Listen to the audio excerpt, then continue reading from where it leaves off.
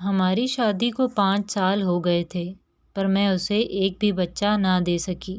روز لوگوں کے طعنے سنتی رہتی۔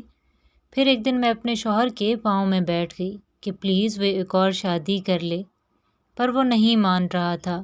پھر میں نے اپنی قسم دی، پہلے بہت رویا پھر مان گیا۔ ہمارا یہ فیصلہ سن کر سب بہت خوش ہوں گے، اور پھر شادی کا وقت آ گیا۔ اس کو تیار کیا، دولہا بنایا، اور سب سے زیادہ خوش بھی میں ہی نظر آ رہی تھی۔ اس کی شادی والی رات آج بھی مجھے یاد ہے۔ رات سے صبح تک اس کے کمرے کے باہر زمین پر بیٹھے رہی۔ وہ رات بہت ہی لمبی تھی۔ مجھے بہت درد تھا، پر آنسو ایک بھی نہیں تھا۔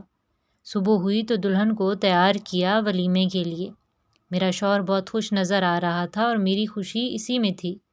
اصل کہانی تو شادی کے بعد شروع ہوئی۔ اس نے پورا 1 مہینہ مجھ سے بات نہیں کی، اور یہی چیز مجھے اندر سے کھائے جا رہی تھی، اور میں بیمار رہنے لگی۔ میرے سسرال والوں نے اس سے بول کر مجھے امی کے گھر بھیج دیا۔ 1 سال تک خبر ہی نہ لی کہ میں کس حال میں ہوں، زندہ بھی ہوں یا مر گئی۔ وہ 1 سال قیامت کی طرح گزرا۔ ایک ایک دن میرے لیے قیامت سے کم نہیں تھا۔ 1 سال بعد اللہ نے ان کو ایک بیٹی اور بیٹے سے نوازا، تو ان کو ایک نوکرانی کی ضرورت پڑ گئی، اور وہ مجھے لینے آ گئے۔ والدین کے منع کرنے کے باوجود میں ان کے ساتھ جانے کے لیے تیار ہو گئی۔